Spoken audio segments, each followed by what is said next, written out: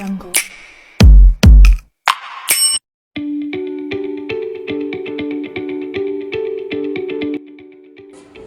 Perkembangan sejarah Islam di Indonesia, khususnya di Tanah Karo, yaitu Kerajaan Melayu Karo, Kerajaan Haru. Situs Benteng Putri Hijau ini merupakan salah satu peninggalan sejarah yang terdapat nilai-nilai Islam dan nilai-nilai sejarah Melayu, tepatnya pada sebuah pemandian atau air Putri Hijau. Di sungai inilah Putri Hijau biasa mandi. Pada saat Putri Hijau sedang mandi, ia memancarkan cahaya yang indah luar biasa, sehingga membuat seorang Raja Aceh penasaran dan tertarik untuk mencari tahu asal cahaya tersebut. Sampai akhirnya, sang Raja Aceh melihat sosok Putri Hijau yang dikelilingi oleh cahaya. Hal ini membuat sang Raja Aceh terpikat. Kemudian sang raja menyampaikan niat untuk melamar sang putri. Tetapi karena Putri Hijau belum mau untuk bersuami, penolakan ini disampaikan secara halus oleh sang kakak, yaitu Mambang Yazid, bahwa Putri Hijau merasa belum mau untuk menikah. Setelah mendengar jawaban dari sang putri, Raja Aceh merasa terhina dan murka. Ia kemudian memerintahkan seluruh pasukannya untuk bersiap menyerang kerajaan Haru.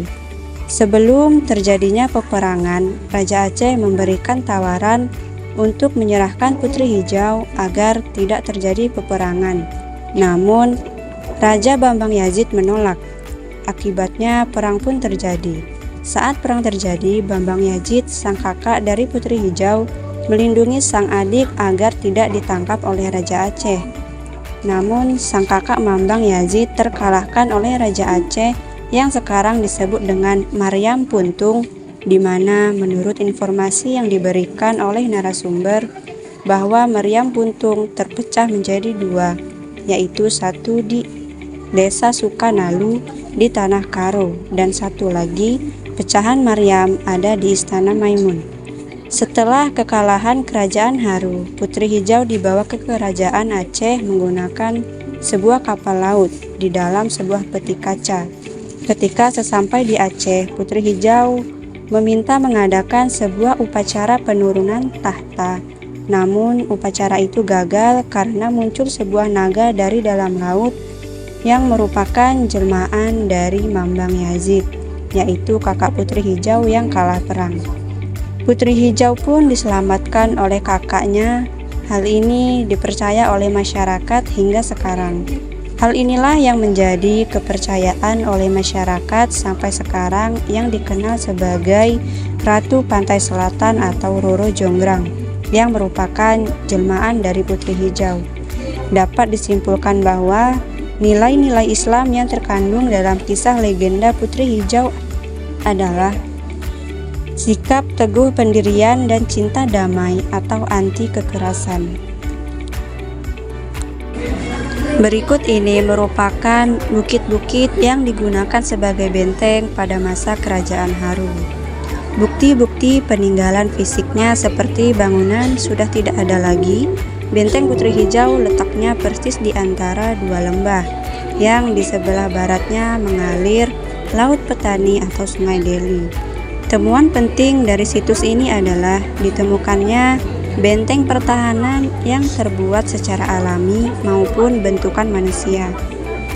Benteng ini termasuk dalam kategori lokal genius, terutama dalam menghadapi musuh, yakni musuh yang datang menyerang harus terlebih dahulu menyeberangi sungai, kemudian mendaki lereng bukit, dan akhirnya sampai di benteng bentukan manusia.